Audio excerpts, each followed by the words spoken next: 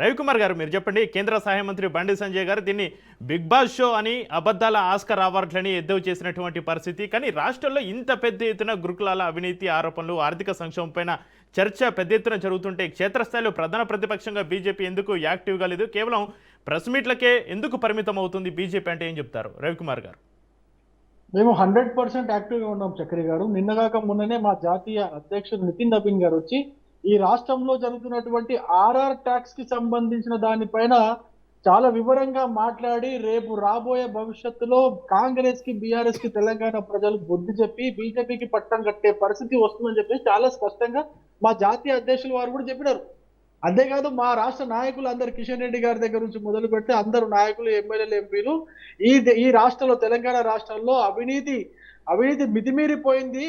ఈ అవినీతిని అరికట్టే పరిస్థితి ఈ తెలంగాణ రాష్ట్ర ప్రభుత్వం పైన లేదు, ఈ ముఖ్యమంత్రి రేవంత్ రెడ్డి పైన లేదు. ఎందుకంటే స్వయాన ముఖ్యమంత్రి రేవంత్ రెడ్డి గారి ఆర్ఆర్ ట్యాక్స్ పేరుతో అనేక రకాలుగా అవినీతి చేస్తున్నారని చెప్పి చాలా స్పష్టంగా మేము కొట్లాడుతూనే ఉన్నాం, మేము మాట్లాడుతూనే ఉన్నాం.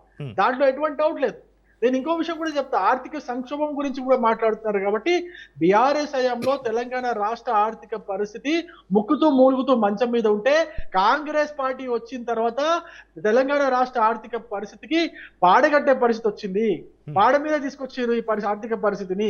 అంతకుముందు బీఆర్ఎస్ హయాంలో ఐసీయూలో వెంటిలేటర్ పైన ఉంటే ఇప్పుడు ప్రస్తుతం వీళ్ళు సంతాప సభ చేసే స్థాయికి తీసుకొని వచ్చినారు కాంగ్రెస్ వాళ్ళు అని చాలా స్పష్టంగా ఎన్నోసార్లు చెప్తున్నాం.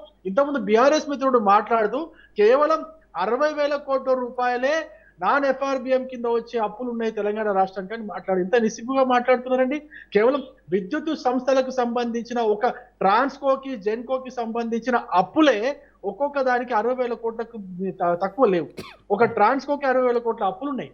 అట్లనే జెన్కోకి దాదాపు 78,000 కోట్ల అప్పు ఉన్నాయి. ఒక కాళేశ్వరం పైన తీసుకొచ్చిన అప్పే, నాన్ గ్యారంటీడ్ అప్పే, కార్పొరేషన్ అప్పే దాదాపు 78,000 కోట్ల రూపాయలు అప్పు ఉంది.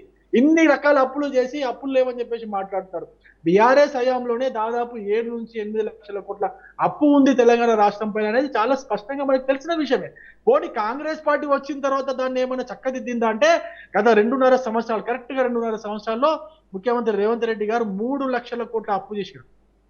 3 లక్షల కోట్ల అప్పు చేసిరు. చక్రి గారు గుర్తుపెట్టుకోండి. ఈ 3 లక్షల కోట్ల అప్పు తీసుకొచ్చేసి ఈయనేమైనా చక్కదిద్దిండా, ఈయనేమైనా మంచి పనులు చేసిండా, ఏమైనా పెద్ద పెద్ద ప్రాజెక్టులు ఏమైనా కట్టిందంటే ఇంతవరకు ఆ 3 లక్షల కోట్ల రూపాయల అప్పు దేనికి చేసిరు అనేది ఇంతవరకు వివరాలు ఎక్కడ కూడా లేవు. కనీసం ఆర్థిక శాఖ మంత్రి భట్టి విక్రమార్క గారికి కూడా ఆయనకు కూడా అవగాహన లేనటువంటి పరిస్థితి తెలంగాణ రాష్ట్రంలో కనిపిస్తాం. నేను ఒక విషయం చెప్తున్నా, దాదాపు తెలంగాణలో ఉన్న ప్రతి ఒక్క పౌరుడి తలపైన 2,46,000 రూపాయలు, 2,46,000 రూపాయల అప్పు ఇప్పటికే ఉన్నది. పుట్టే ప్రతి పసిబిడ్డ నెత్తి మీద 2,5 లక్షల రూపాయల అప్పుతో పుడుతున్నాడు తెలంగాణ రాష్ట్రంలో. ఇంత దారుణమైన పరిస్థితిని పెట్టుకొని ఏదో చక్కదిద్దుతున్నామని చెప్పేసి కాంగ్రెస్ వాళ్ళు మాట్లాడుతున్నారు. మా తప్పేం లేదు, మొత్తం కాంగ్రెస్ వాళ్ళే తప్పని చెప్పేసి బీఆర్ఎస్ వాళ్ళు చేసిందంతా మీరే, బీఆర్ఎస్ వాళ్ళే చేశారు కదా.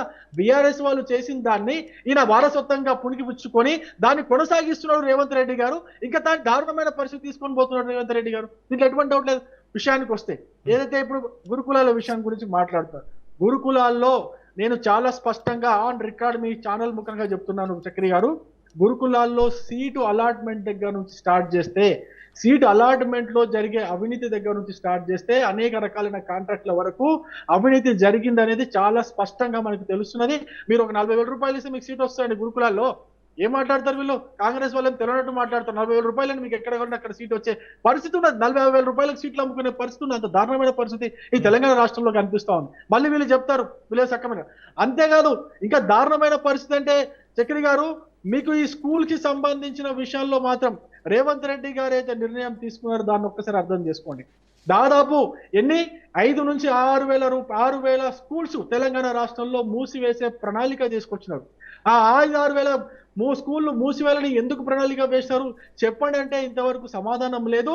ఆ యొక్క ఆకునూరి మురళి గారు ఉండే దానికి సంబంధించిన కమిషన్ కి చైర్మన్, ఆయన ఈ ప్రభుత్వం దగ్గర ఎటువంటి సమాధానం లేదు. ఈ ప్రభుత్వం విధానాలు నచ్చక ఆయన రాజీనామా చేసిపోయాడు.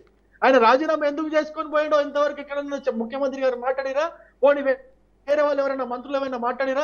ఎందుకు మాట్లాడరండి? ఎందుకు రాజీనామా చేసిన ఆకునూరి మురళి? ఎందుకు మీరు 5 నుంచి 6,000 స్కూళ్ళు మూసేద్దామని చెప్పేసి ప్రతిపాదనలు సిద్ధం చేసుకున్నారు?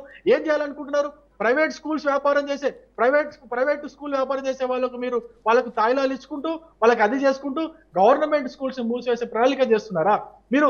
అదేదో పేద స్కూల్స్ అని చెప్పినారు. 25 ఎకరాల్లో ఒక స్కూల్ కడుతున్నాం, ప్రతి జిల్లాకు ప్రతి నియోజకవర్గానికి ఒక స్కూల్ గా 3 సంవత్సరాలు కావస్తుంది మీ ప్రభుత్వం వచ్చి. 3 సంవత్సరాల్లో ఒక స్కూల్ కట్టలేకపోయారే.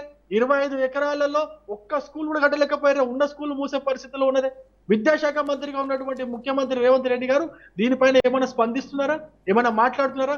అంటే సాయంత్రం ఏమైనా బహిరంగ సభలు పెడతారు. ఆ బహిరంగ సభల్లో ఈయన చేస్తున్న పని ఏమైనా చెబుతున్నాడా?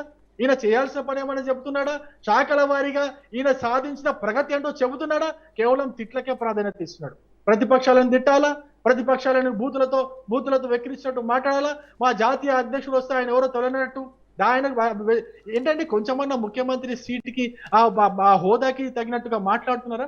ఆ హోదాకి తగినట్టుగా భాష వాడుతున్నారా? ఆ హోదాకి తగినట్టుగా డెకోరం ఏమైనా మెయింటైన్ చేస్తున్నారా ముఖ్యమంత్రి గారు? ఈ తెలంగాణ రాష్ట్ర పరిస్థితి ఇంత దారుణమైన పరిస్థితిలో పోతుంటే ప్రజలు చీత్కరించుకుంటుంటే కూడా నాకేం సిగ్గు, నేను నల్లగున్నా అన్నట్టుగా మొహం మీద ఉంచితే కూడా తుడుచుకొని పోయే రకంగా తయారైపోయారు ముఖ్యమంత్రి రేవంత్ రెడ్డి గారు. ఏం చేద్దామంటే చెప్పండి. అప్పుల విషయంలో ప్రతి ఒక్క అప్పుకు సంబంధించిన బీఆర్ఎస్ హయాం నుంచి ఇప్పటి వరకు ప్రతి ఒక్క అప్పుకు సంబంధించిన ప్రతిరోజు ఎంతైతే అప్పు చేస్తున్నారో అప్పు సంబంధించిన ప్రతి ఒక్క రికార్డు నా దగ్గర ఉన్నది. ఆ రికార్డు అంతా మీరు రండి, మీరు గన్పార్ దగ్గర కాదు, మీరు ఎక్కడికి వస్తారు రండి. బీజేపీ తరఫున నేను వస్తాను, మా నాయకులు వస్తారు, మనం మాట్లాడుకుందాం, డిస్కస్ చేద్దాం.